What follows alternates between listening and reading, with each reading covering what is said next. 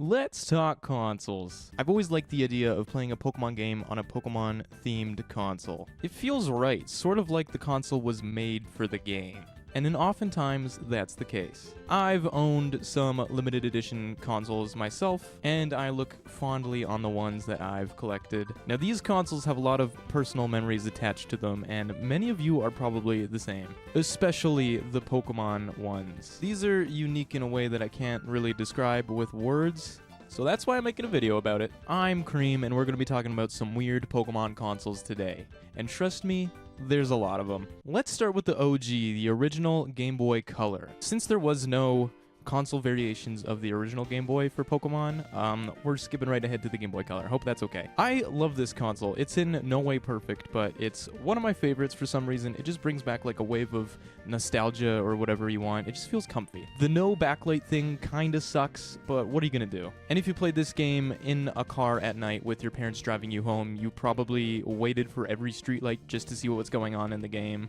I've been there. It sucks. Now, there is a surprising amount of console variations right off the bat with the Game Boy Color. It's like as soon as Pokemon Red and Blue popped off, Nintendo went ahead and made a bunch of special limited edition consoles. I mean, you have your standard ones like this Gold and Silver Pokemon Center console. The box on this one is really cool, and the starters plus Pikachu on the front of it are amazing. And the iconic Pokemon Yellow Game Boy Color that came with Pokemon Yellow. I really like how the Power Light has a Pokeball on it. Really cool detail there. And then you have ones like this one-of-a-kind Karstadt color, airbrushed and hand-painted. This one was a giveaway for shopping at a Karstadt department store in Germany. I guess it's not totally official, but I'm still putting it in this video. But Karstadt was Nintendo's flagship store in Germany, so it kinda counts. I don't know. You be the judge. And this other Game Boy Color from the 250th issue of the Koro magazine in 1999. This one has Pikachus all over it, with the special Pikachu in the middle saying thanks. I'm not sure how many of these were made, but I'm guessing like 1 or 2. I can't ever imagine playing one of these like limited one-of-one consoles. It just feels like you'd break it by breathing on it or something. I wouldn't want to ruin its value by getting my greasy gamer hands all over it. Moving on to 64. There's really only one 64 system that I want to talk about for this video. The Hey You Pikachu Nintendo 64, released in 1999. Sure, this one looks like a Fisher-Price toy, but at least it comes with Hey You Pikachu. Come here, you yellow rat.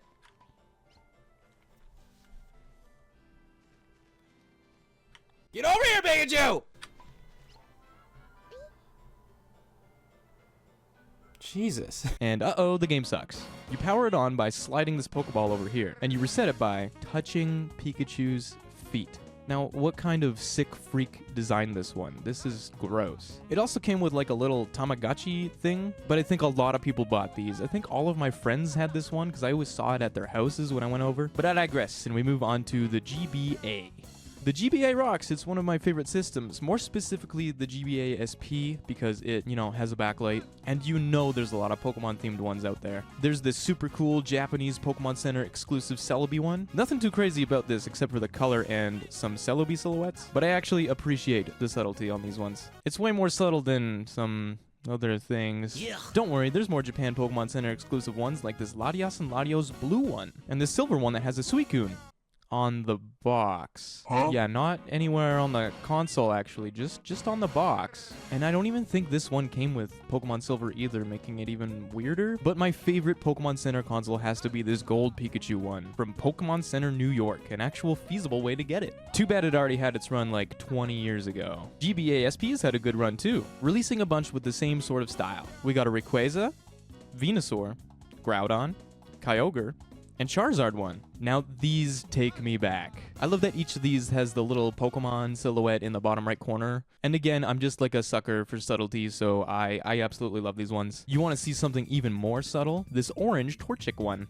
It's orange, and that's pretty much it. You can kind of see the Torchic on the top of it, but it's so small that you can't even really tell. Remember Game Boy Micros? When Nintendo went, the GBA SP is great, but it's not small enough. Let's shrink it. And thus, the Micro was born. See, I have one of these, and even my small baby hands feel too small for the buttons. I don't think these sold well either, since there's only like one Pokemon-themed one. At least it looks cool. And you could actually get this one in the US too. Again, only at a Pokemon Center, but you could still get it. I'm starting to notice a theme here, and I don't like it. The GameCube also only has one variant.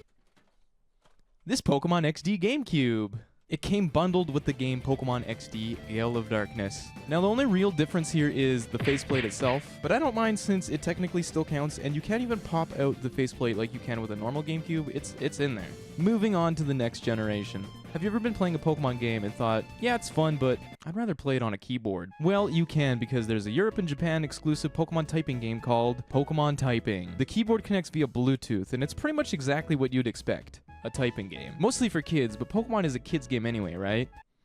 Right? And I know this doesn't count as a console, but I wanted to include it anyway since it's really cool. Next up is the Pokemon Center Mew Original DS, and I mean, that's a DS, alright. The top of it just looks like a normal, slightly pink and silver DS, but at the bottom,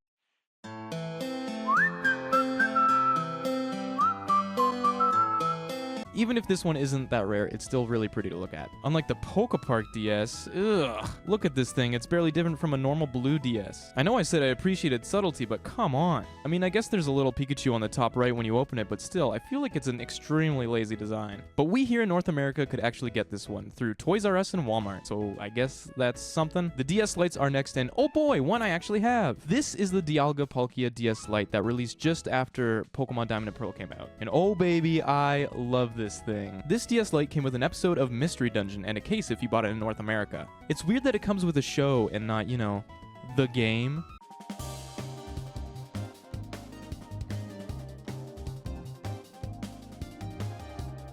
But whatever, I think this thing's really cool. The face buttons are also colored to match the outside gold and silver bits. Neat. Next is the IQ Blue Pikachu DS Lite, and let me tell you, good luck getting this bad boy. There's an estimate of only 100 to 500 ever made, and they were only released in China. It comes from China. Probably as a store exclusive. IQ actually made a lot of DS Lites with different IPs, but this was the only Pokemon one I could find. And it doesn't even look that cool, it's just blue with Pikachus on it. Speaking of DS Lites with Pikachus on them, how about this really ugly orange DS Lite? These special DS Lites were for winners of the 2008 Pokemon World Championships. There were only 56 made for the trading card portion of the tournament, and 56 made for the video game portion of the tournament, making this extremely rare since only 112 were ever produced. It would be worth getting a hold of if it weren't so ugly. That orange does not suit the sleekness of the DS Lite. It just sort of looks like a knockoff version of a DS Lite to me. Speaking of ugly colors, here's another Pokemon Center exclusive DS Lite, this time featuring a Pikachu. I say this time featuring Pikachu as if half of the consoles in this list aren't going to have Pikachu on them. Anyway, this one does look a lot better than the orange one in my opinion. There's a little Pikachu outline on the bottom right of the console, and you can actually probably get this one. There have only been about 10,000 produced, and you can only get this one in Japan, but eBay has prices for these that go as low as $100 American, or $8,000 Canadian. Yeah, it's pretty rough up here. Besides that, there's a signed one that's even rarer, which is weird since this spiky-eared Pichu looks drawn on, and not even that well either. It looks like a 10-year-old got their hands on it and drew a Pichu. It's signed by Shoko Nakagawa, known best as the presenter of Pokemon Sunday. This one was also a contest prize for some unknown victim. Let's talk about the Daisuke Club. It's similar to Club Nintendo or the Pokemon Trainer Club, but more fan-orientated, if that makes sense. They hold sweepstakes and contests for limited edition consoles all the time, like this Piplup, Chimchar, Pikachu, and Turtwig, the best Sinnoh starter, limited edition DS Lites. All of them are basically the same, and only 150 of them were made each, making these extremely rare for the collector. Plus, when have you ever seen Turtwig make a face like this? Oh, never? Yeah, that's what I thought. And the Daisuke Club also produced probably my favorite console variation of all time, the Giratina DS Lite. Oh man, what I wouldn't do to get my hands on this thing. It's actually less rare than the starter ones, having around 10,000 produced. But look how subtle and slick this one looks. Of course, it only released in Japan with the release of Pokemon Platinum. But this one you could buy straight from the Daisuke Club website. No contest, no nothing. Plus, just look at this box art. Oh my gosh. Remember the Pokemon 10th anniversary? Okay, if you're watching this video, odds are probably not. You're probably like 6 or something. Get owned, kid. Anyway, it was a huge deal in Japan. I mean, Pokemon was one of the biggest IPs ever. But they also released around 50, yes, only 50 of these Pokemon Special Edition 10th Anniversary DS Lites. They don't look too impressive, but imagine getting your hands on one of these puppies. And it would be the rarest Pokemon Edition DS Lite if it weren't for this guy. This DS Lite is so rare that we only have 2 photos of it ever. It's a different variation of the 10th anniversary one, being released in North America instead of Japan. It's allegedly diamond studded, but I can't really confirm that since only 2 were ever made. Congrats to Samin and Min for winning these in the United States. Someone please give me their addresses so I can go steal it. Now, the last DS Lite is honestly a really cool one. It's a Nintendo World exclusive. That means it's a US exclusive. New York, to be specific. The reason this one is so special is because for an extra $20, 200 in Canadian, you can engrave your own name on this one. But this one came in black and white. Apparently only around 50 of these were ever made though. I wonder why, like having your name engraved on a DS would be so cool. And that brings us to the DSi's. Starting off with yet another World Championship console. Unlike the ugly orange DS Lite, this one is way cooler. The graphic on top has more things going on, and it's blue and white. Again, only 112 were made for this year, 56 for the VGC, 56 for the TCG. Along with the release of Pokemon Black and White were these special DSi's that came with the game and a special carrying case. These are sweet. Similar to the Giratina Daisuke Club DS Lite, they have engravings of the 2 box art legendary Pokemon on them. And they actually come with the game instead of an episode of Mystery Dungeon or whatever. Whoa! Speaking of Mystery Dungeon, how about the rarest DSi of them all? This one was again another contest prize, this time for an art contest. Only one was ever given out, in Norway, of all places. But I really like this one. It's so vibrant and the art is really cool too. I wish we could find the art the person that won this won with, because they definitely won something really cool with their abilities. There's only one Pokemon DSi XL variation for Pokemon, and that is another World Championship console. I like this one a lot. It features some hula dancing Pokemon, and Blossom is a perfect fit here. And that's because the World Championships this year were held in Hawaii, which brings us to the 3DS era. The initial 3DS is a great console, arguably one of Nintendo's best. It sold millions of units everywhere across the world, so there has to be some console variations here, right? No? Okay. But there are some 3DS XL variations for Pokemon. Starting off with another one I actually have, the Pokemon X and Y 3DS XL. These released at the same time of Pokemon X and Y, and they're really cool. I mean, they look damn good. I got the blue one since I got Pokemon X first. Yeah. But I must ask the question, wouldn't you want the game to come with your console? I sure would. That's why there was one that came with the 3DS. And it doesn't even look cool or anything. What the heck is this? Okay, but there is a lot to talk about here in the 3DS XL land, so let's do a lightning round really quick of all the 3DS XLs. If you were in America at this time, you'd probably also see the giveaway for these special Groudon and Kyogre 3DS XLs. These are a GameStop exclusive. Boo. And only 50 of them were ever made. You could also win this trip for 4 to Hawaii with your entry, but honestly, I'd rather have the 3DS. By now, you've probably noticed that there's a lot of Pokemon Center exclusives, and this Eevee one is no exception. Its only run was in Japan, and only 10 to 50,000 were ever made. Another Pokemon Center exclusive, this Charizard one, might be my favorite. I love the sleek black look with the yellow Charizard body and red flame on the back. It's just so cool. This gold X and Y 3DS LL was another Pokemon Center exclusive in Japan. It's also really cool, and I want it bad. There's a Pokemon Troze one. These are so cool. I love the Troze sprites on this one. Only 4 were ever made, making it one of the rarest 3DS LLs to ever exist. It's another lottery from the Daisuke Club in, you guessed it, Japan. There's also a black one which had 5 units made instead of 4 for some reason. Okay, only 10 of these ones were ever made, featuring a promo from the movie Pokemon The Cocoon of Destruction. This is a weird one because the number made was based on how many goals a soccer team in Japan scored during some soccer event. Now, I don't know anything about sports because I don't go outside, but if the team scored less than 5 goals, only 5 were going to be made. So I guess, good job, soccer team. Remember when Pikachu had drip? I do, and this 3DS LL is another cool one made for sweepstakes from Japan's Toys R Us. Only 20 of them were ever made. Ah, here's a cool one. A signed silver 3DS XL. Signed by Junichi Matsuda and Uno Takao. You voted for either Black Kyurem or White Kyurem on Facebook of all places, and had a chance to win if you clicked the share button. Neat.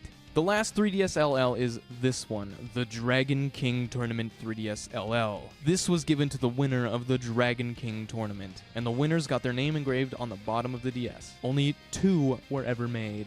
And I thought the name sounded cool, so that's why this one is last. Whew, that was a lot. But now, the new 3DS is out, and we get to talk about faceplates. So, basically all new 3DSs were the same, minus if the base was a certain color or not, white or black or whatever. But every new 3DS had cover plates on it that you could swap out, making your 3DS entirely customizable. But there were quite a few Pokemon ones, so here they are. The initial Red and Blue Pokemon ones had both Pokemon Red and Blue come pre-installed on the console, so they gave you 2 different swappable faceplates. But if you didn't like those ones, then maybe the classic engraved Groudon and Kyogre ones would suit your style more. I love the way the Groudon one looks on a black 3DS. The Kyogre and Groudon ones were actually exclusive in Japan. And the cover is actually made out of a cloth-like material, although it's kinda hard to tell in the pic. I can imagine these ones getting really gross if you don't take good care of it. Like, who decided to make it made out of cloth? That is Atrocious. Whose idea was this? At least there's these ones that you could buy separately. I personally like this one with all the Gen 1 sprites pasted all over them. Gives me a real comfy and nostalgic feel. And of course you can't have a Pokemon console without having one with Pikachus on it. I mean, at least this one comes with the game, Pokemon Alpha Sapphire. Now that I think about it, I don't even know if there's an Omega Ruby one. I couldn't find it on the site, but if there is one, let me know down in the comments. And finally, we have the last cover plates, also Japan exclusive, but that's the norm at this point. This one has a Mystery Dungeon Pokemon on it, along with a Galaxy background. New 3DS XL brought only one console variation. By the way, who named these consoles? It gives me such a headache every time. It's ridiculously confusing. I could come up with better names for these. 3DS XL2. Okay, got it. Done. Boom. Straight to the point. You don't need to put new over everything, Nintendo. It's not new anymore. It's old. This one was for the release of Pokemon Sun and Moon. It looks sweet, but why doesn't it come with the game? I hate this place. The 2DS offered a cheap way to play 3DS games, was indestructible, so it's great for kids, and makes a great doorstop. Why are there so many variations? Well, lucky for us, none of them are Pokemon Center exclusive or Daisuke Club or tournament prizes. Instead, Nintendo did something they've never done before, released everything to the public, and just let people buy them like normal people. There's an Omega Ruby one, an Alpha Sapphire one, a Pokemon Yellow one, a Pokemon Blue one, a Pokemon Green one, a Pokemon Red one. But my favorite is the blue Pokemon Sun and Moon 2DS, which actually came with the game. Wow, what a concept. But it also has the starters on it and a little Pikachu below the D-pad. And you know me by now, I'm a sucker for subtlety, so I like this one. Which brings us to new Nintendo 2DS XL. Oh my god, that's confusing. You've probably seen one of these before, but if you haven't, you're in for a treat. A Pikachu Face 2DS XL, which you could apparently only get from a Pokemon Center in the US and Japan, but that didn't stop people from scalping these online. And these things are still worth a little bit of money even today. But probably the coolest Pokemon console is the Pokeball 2DS XL. This one was released damn near everywhere, and you can actually press the little button on top. I love little details like that. I especially like that the buttons and sticks make it look like you're holding a Pokédex or something. I love this one.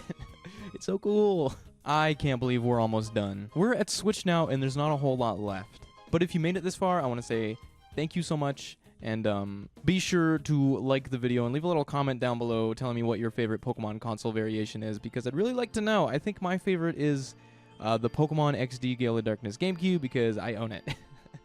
Pretty dumb reason, but I don't know, I just like it a lot. Pretty much everyone knows about the Let's Go Pikachu and Eevee Switch bundle thing, right? I like it. I think it's pretty cute overall. I wish the dock was a different color like the Animal Crossing Switch, but the Joy-Cons are what really makes this console cool. And it even comes with a Pokeball Plus, which is something. But did you know there's a Pokemon Snap Switch?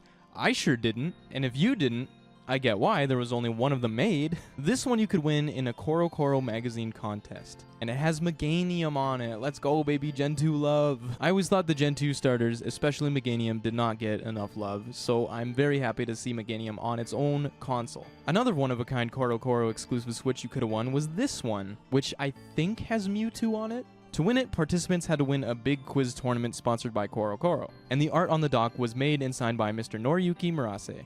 There's only 2 Switch Lites which have Pokemon-themed variations. The Sword and Shield one, which actually looks really cool. I love the white console and button colors, and the legendary dogs on the back. And this one, the Brilliant Diamond and Shining Pearl themed light.